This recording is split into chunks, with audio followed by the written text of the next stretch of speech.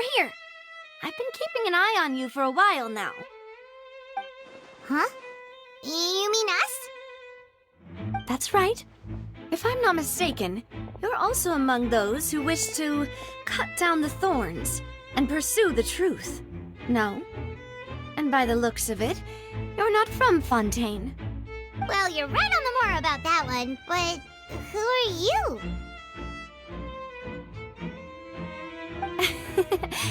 Have you never heard of the Spina di Rosula? From mediating disputes and providing protection to solving conundrums, you name it, Spina di Rosula does it. And I, Navia, have the honor of being its renowned president. Though those who play by our rules call me boss. I'm Silver, her attendant. Pleased to meet you. And I'm Melus. Demoiselle's various daily needs and affairs are under my purview. Huh? Boss? Demoiselle? What gives with the names? Well, I am the second generation president. Melus and the others are still used to my previous title. My apologies, Demoiselle. Should you prefer, boss, I will endeavor to use that instead. No need. You don't have to call me boss. Just Navia is fine. Okay, if you say so. Not that we're members of Spina di Rosula anyway. All merely trifling details. Never mind. Now, back to the situation at hand. That's right. I've always kept an eye on the serial disappearance cases. My interest stems from a matter back from my father's time. Judging from the look of things, I find Linny an unlikely mastermind. Really? We think so too! That's why we're looking for clues now. But how did you come to that conclusion? Intuition, naturally. My unparalleled intuition. Farina sure was quick to point the finger at Linny without any decisive evidence whatsoever, wasn't she? But that's not uncommon for her. If you remember, the Justice had to interrupt her and ask if she was pressing charges just to keep her from getting carried away. Anyway, a trial begins the moment someone levels charges. And, of course, there was no way Farina was going to back down in that situation. Sounds more like you just don't trust the Hydro Archon. Well, what's your opinion? I must admit that she can be interesting at times, but liking her doesn't mean that I'll blindly agree with her. All right, I've answered your question. Now, it's time you answer mine. Wait a minute, did that answer count? Well, I say it does. But don't worry, you won't hear any pointless questions from me. In your opinion, do you think it's right to treat a trial like it's an opera? Well? And why would that be? See, Silver and Melus? I told you they'd be different. Most astute of you, Demoiselle. I, too, think that the Traveler's response was most excellent.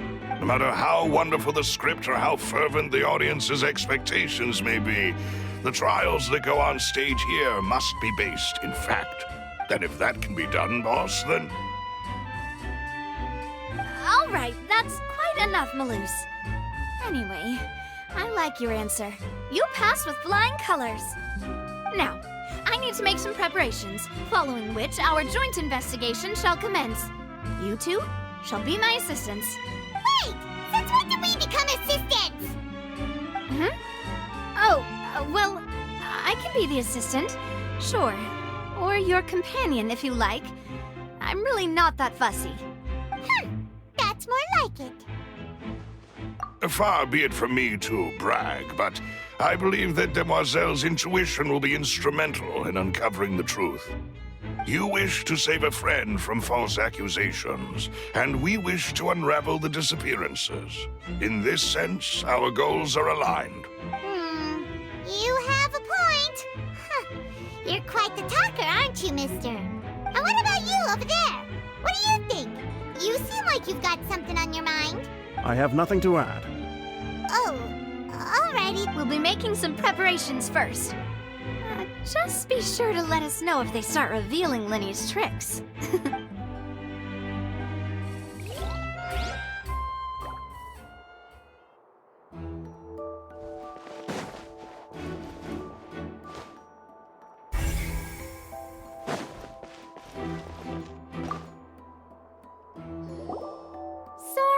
but no one can freely enter or exit the Opera House at the moment. If you wish to leave, you must register your identity with us first. No, we're not leaving. We're representing Linny and Lynette as attorneys, so we're investigating the case. Were you always guarding this entrance? Yes. After the Chief Justice gave the order, everyone coming in or out must undergo a strict inspection. So, the missing girl couldn't have left from here. At least, not from that point on. I doubt there was much opportunity then, either. How can you be so sure, Well, because I was in charge of security near the entrance at that time. I couldn't see Linny's performance from here, which was quite a shame. Just my luck.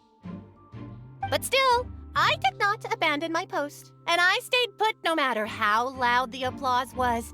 If someone had so much as even approached the door, I would have noticed it, let alone if they had tried to leave.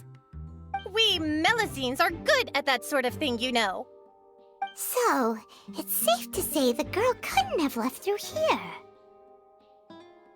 All right, thank you for your help. This will be useful info.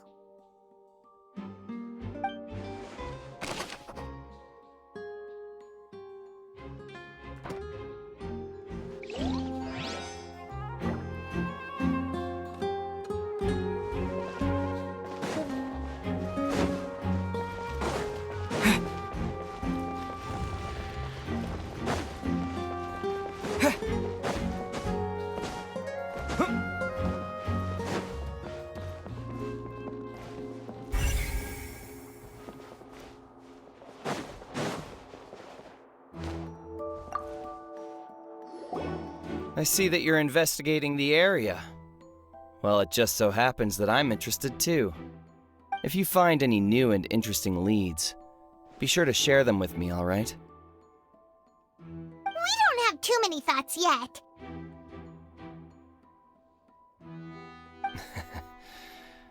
Then why don't I tell you my hypothesis first?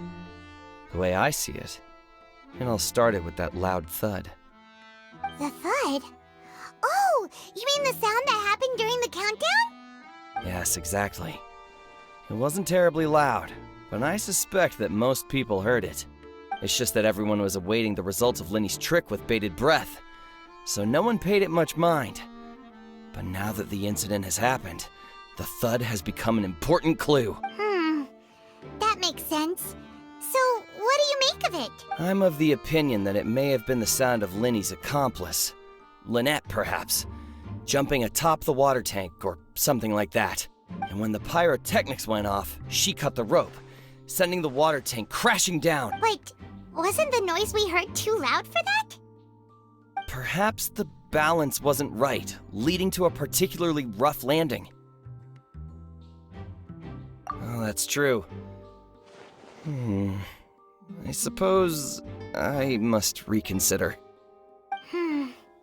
That does remind Paimon, though. What was with that sound?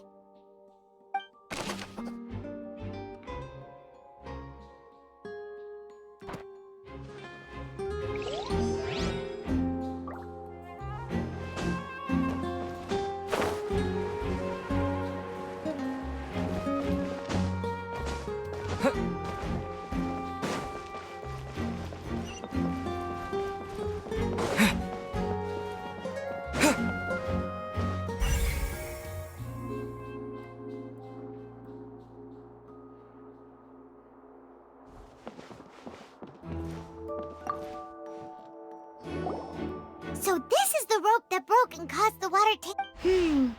The rope looks pretty durable. How can it be burned through so quickly by fireworks? Why are you suddenly so serious, Traveler?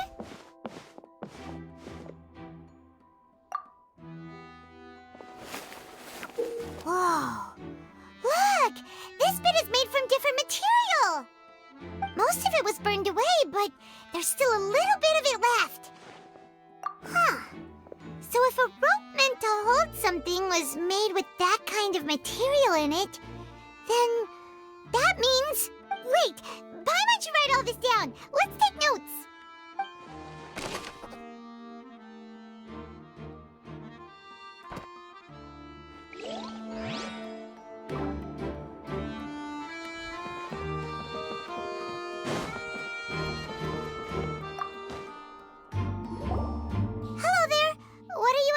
investigating? Oh, this location has also been cordoned off because the Magic Troop members are currently considered prime suspects. The investigation team is still collecting evidence.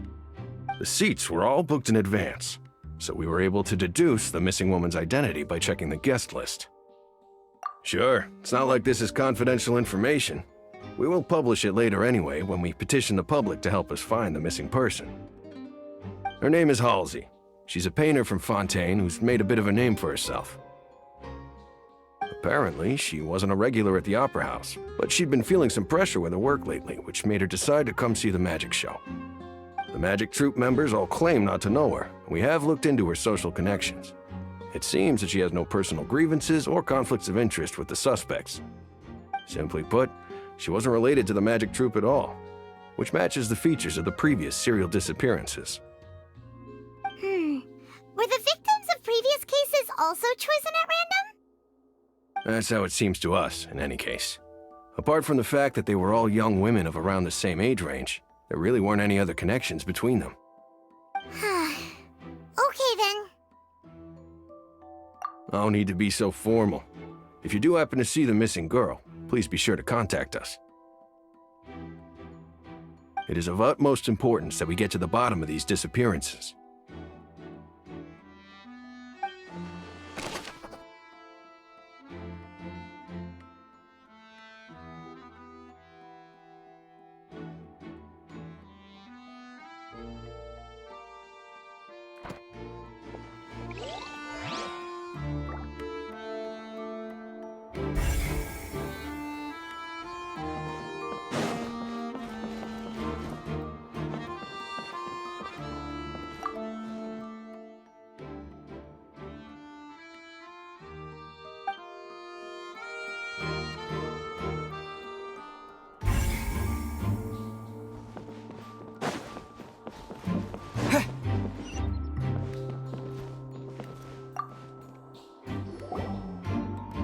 The investigation team has some new findings. Turns out there's an issue with the random number selector after all. See, I told you. What if the machine picked some big guy's seat? You think the murderer would have still made his move then? Sorry to interrupt, but we're helping Linny and Lynette with their side of the investigation. What were you saying about the number selector? There's something wrong with it? You're trying to help them? That'll be a tall order. Linny used the machine to pick a random member of the audience during his performance, right? The lucky girl that later disappeared. Well, we thought there might be a serious problem with the machine, so we had it taken away for further inspection. It turns out that the seat number it picked wasn't random at all. The machine picks that same number every time. I'm sure you already know that you have to make a reservation in advance to get a seat, regardless of whether it's a trial or some performance. In other words, Linny knew who would be sitting where from the very beginning. That much checks out. Linny reserved our seats for us, too. Bet you see why I was saying it'd be tough to make a case for Linny. Even though it's bad for Linny's case, Paimon had better write it down.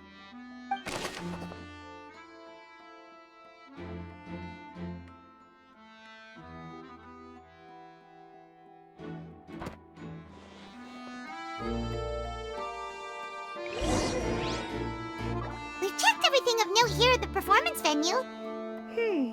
Paimon wonders how Linny's discussion with the guards is going. Let's go see, shall we? Ooh, things are getting interesting, huh? We're about to see how magic is... Understood. Then I will be going with you. Just so you're aware, I will be monitoring your actions and making notes as necessary. Very good. Thanks for being so agreeable. I'd pull a rose out of my hat as a gift for you if I could. You may spare the pleasantries. I'm just doing my job. You've arrived. Who's this? Me? I'm Spina di Rosula's guardian angel. If you've got a problem, I've got the firepower. Sorry, I got a little carried away there. Call me Navia. I'm a partner of theirs, and will be helping investigate this whole situation. And these are my companions. Would you mind if they join as well? Fine by me. Oh, new helpers? I would be most grateful. Well, let's just say we're tagging along. It's not every day you get to see the secrets behind magic performed on such a large scale. I appreciate your kind interest. Come with me. We'll be heading below stage.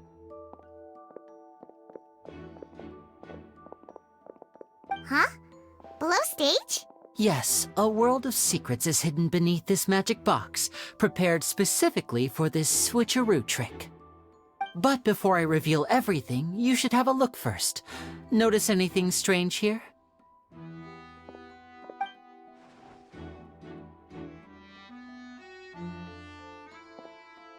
I'm not trying to be dramatic. Remembering the details of a trick will help you understand the methods used to perform it more easily. Huh. Weren't there balloons and other decorations here? Where did all that go? Ah, good eye. That said, you're still far from discovering the answer. The back? You mean the inside of the door? What's different about it? Paimon didn't notice anything. Very good indeed. I thought you might not be able to catch that, given that you were sitting in the first row. The back of this door was patterned. Those patterns are now gone, replaced by a smooth wooden board. So, if you put 2 and 2 together, what do you get? Exactly. All right, let's go. I'll tell you how it works as we head down.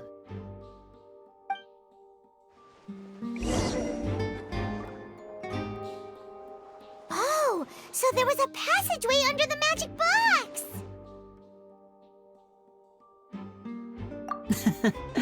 I knew you'd figure out most of it as soon as you saw this place. The 2 magic boxes are positioned right above the 2 entrances of the tunnel. See this flatbed trolley? The box with the lucky audience member in it would be shuttled over to the other side using the trolley. This trolley can raise and lower and even rotate, ensuring that the box will face in the right direction. I see. So that's the purpose of the box inside another box. Precisely. The inner box would descend after the audience member was put inside and be moved along the trolley, all while the outer box would remain on stage as if nothing had ever changed. So that's how you did it! Once the box was lowered, the trolley would store some energy through this device here, with which it would complete the rest of the steps. The audience member would only be able to feel some slight movements in the dark, and by the time she walked out, she would already be back on stage. Right! You were talking that whole time, and you even came out for a moment near the end! Ah, yes. A phonograph operated by Lynette was used to achieve that effect. My assistant and I had already scripted our conversation beforehand. When the countdown began, I had already gone to the opposite box via a tunnel using that ladder. And what about Lynette? Where was she? I was in the mezzanine space in the back of the box. Oh, interesting! That's how we were able to coordinate Linny's lines with the assistant. And, by the way, I was the one who walked out of the box at the end. I mean, we are twins. All it takes is a change of clothes and no one can tell who's who. And that's my favorite part of this trick. Only Lynette and I can perform it. So that's how it all worked! Wow, every detail you revealed was more amazing than the last! Lynette would briefly walk out of the box and then go back in, jumping into the tunnel and escaping before the box on the trolley could finish ascending. And then I walk out of the other box in the audience area, and the trick would be complete. The operative word here being would. But as you saw, Cal was in the box, not our audience member. She, on the other hand, mysteriously vanished. We really don't know how that happened. If not for that interlude, this would have been an astonishing trick. I probably never would have figured out how you pulled it off. And yet, to think that someone was able to use this magic trick to commit a crime. Could we have a look around? I think we can come up with some more leads. This is the scene of the crime, so Linny and Lynette are not permitted to stay here. I'll escort them back up. Yes, of course. No need to be so strict now. I won't disappear into thin air, you know. Thanks, everyone. We're counting on you.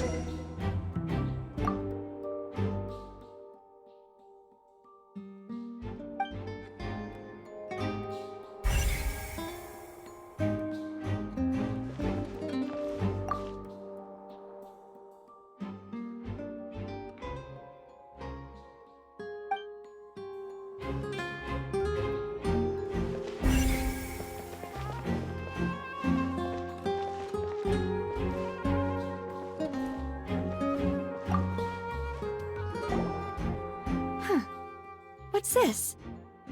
Looks like a hook tied to the end of a rope. Huh? There's all kinds of odds and ends here.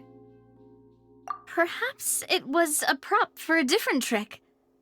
But why would it have been left here? Whatever it is, let's make a note of it first.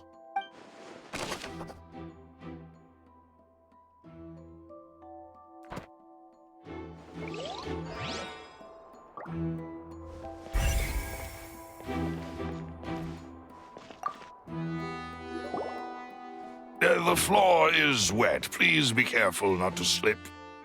Speaking of which, why would there be water here? Oh, Paimon knows! It's one of those tricks where you pour water into a jug and then flip the jug over only for the water to disappear? And here's a broken vase. Huh. Did the trolley knock it down while moving? That can't be. The trolley moves along tracks from start to finish. It couldn't have hit the vase at this distance. Let's note this down too and think about it later.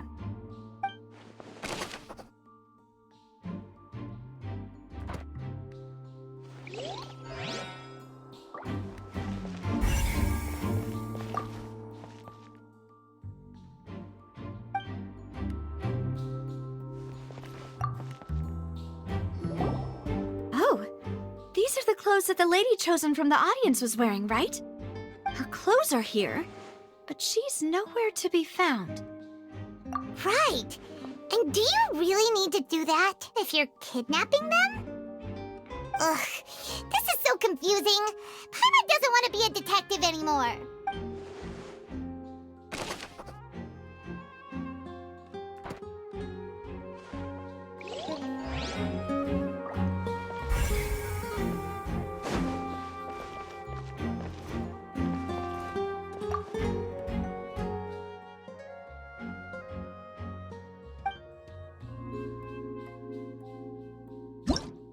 Whoever the murderer was, why would it be him?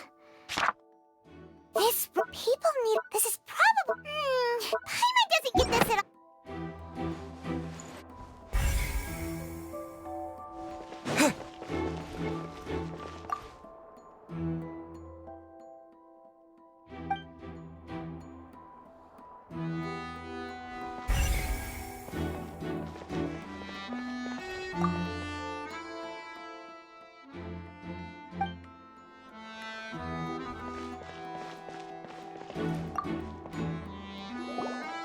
What is this place?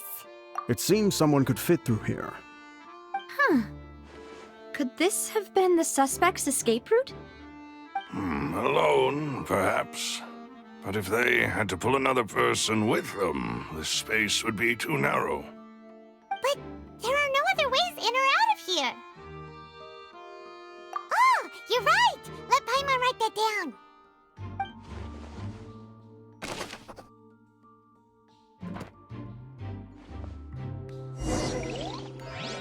Seems we're just about done investigating down here. Yes. Let's head back up.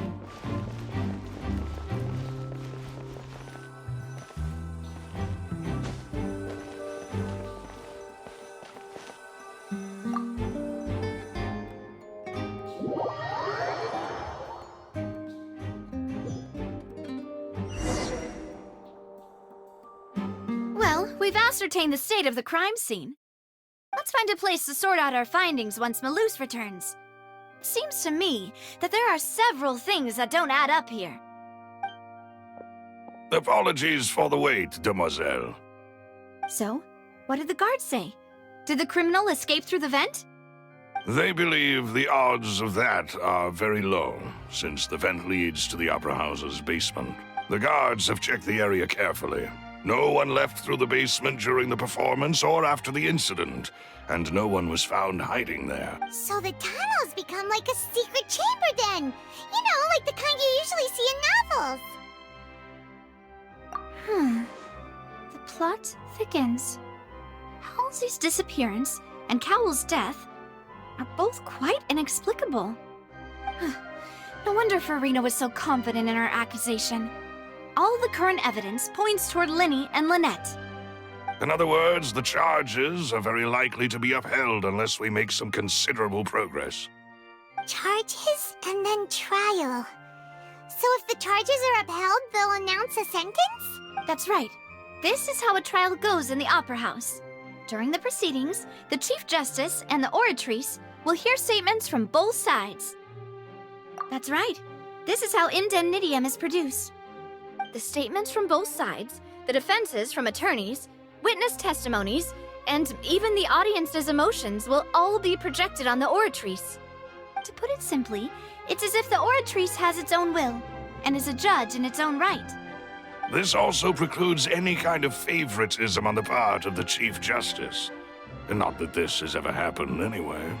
Once both sides have finished speaking, the Chief Justice will make his final decision. This, too, will be used by the Oratrice as a reference. Then, finally, the Oratrice will be consulted by officials. The result it returns is the will of justice itself. Huh? So that machine is the one that actually decides? Paimon thought Neuvillette called the shots. In practice, there is very little difference. Both have always come to the same judgment, which is why people have great faith in the Chief Justice.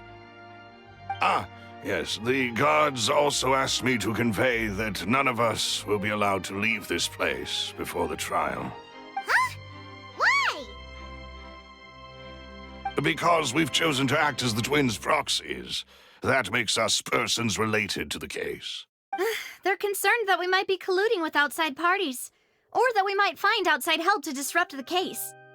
And even if that were not so, it could prove problematic if we happen to spread key information about the case ahead of time. I'm ready to break out at any time. Whoa! There's no need for that! Paimon thinks they have a point. That said, are they providing food?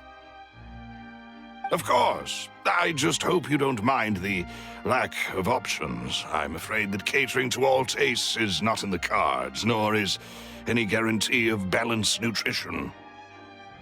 In that case, let's just sort out our findings together here. Pity. I was hoping to take you to try some of Fontaine's famous desserts, too. I mean, what better way to properly think through our findings than over some tea and sweets? Huh. Breaking out suddenly doesn't seem like such a bad idea after all. Just kidding! Paimon will still do her best, even if there are no snacks. What do you mean, no snacks? Of course we'll have snacks. If we cannot buy some, then we'll simply make some. Huh? Here? Understood, demoiselle. Everyone, please come with me.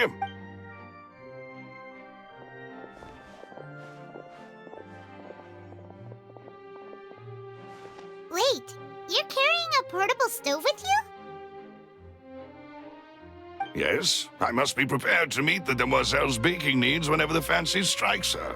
I have eggs, sugar, and almonds at the ready. Good work, you two. Then I'll get to it. Please sit tight for a moment. You'll get to taste my awesome snacks soon enough. These three are quite the interesting group.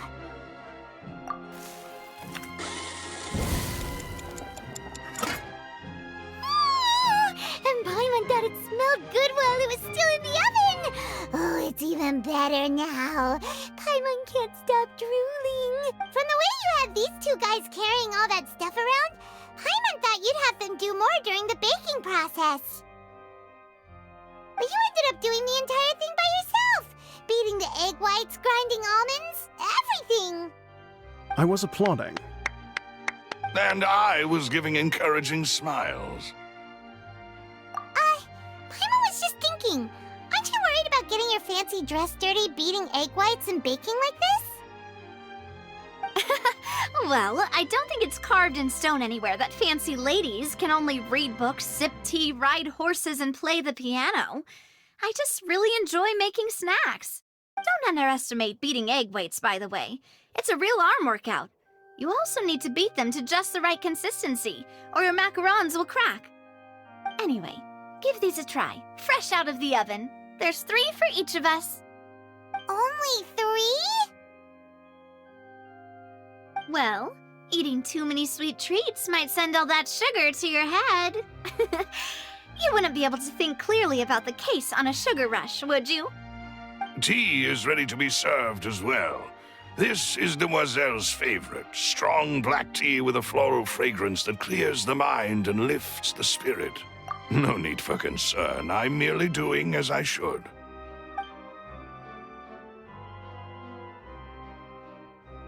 All right then, down to business. As Paimon mentioned previously, the tunnel seems to be something of a secret chamber. However, we can assume that Linny and Lynette were not alone within it. Some criminal also occupied its sealed confines. The magician twins could have committed the crimes, of course, but they lack any logical motive. Exactly! Why would they do such a thing right when everyone was watching?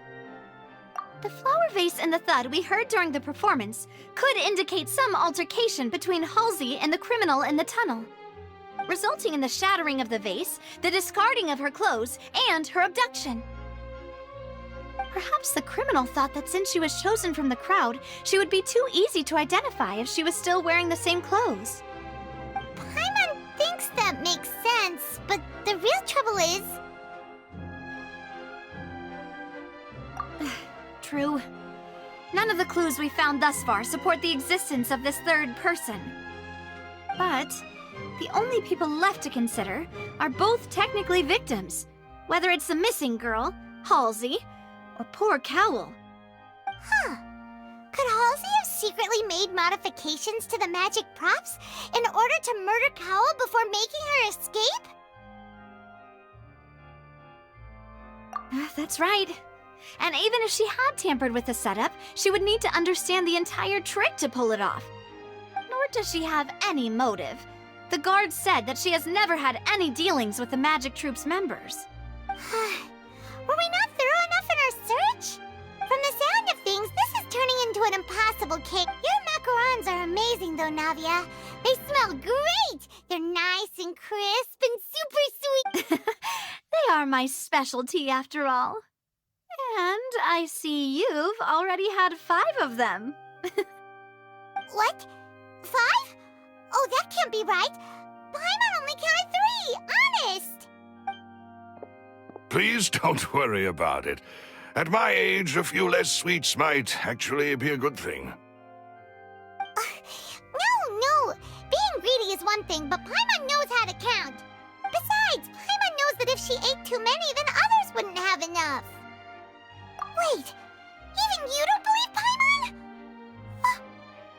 If Paimon ate those 2 extra macarons, then may they turn into stone in her stomach! All right, we get it.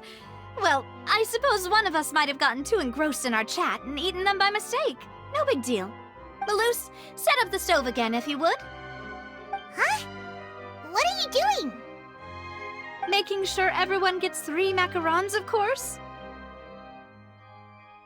Exactly. We don't want to trouble you. As you wish, demoiselle. And I have the egg, sugar, and almonds. Well, this really is your hobby, huh?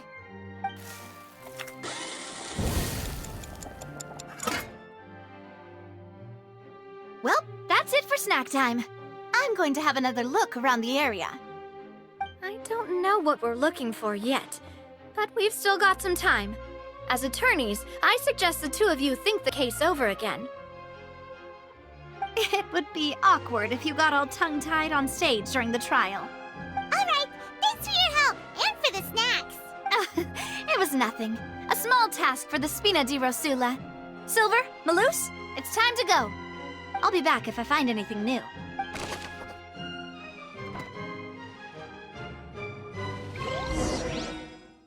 All right, it's time to put our heads together. We've got to get our defense ready for the trial.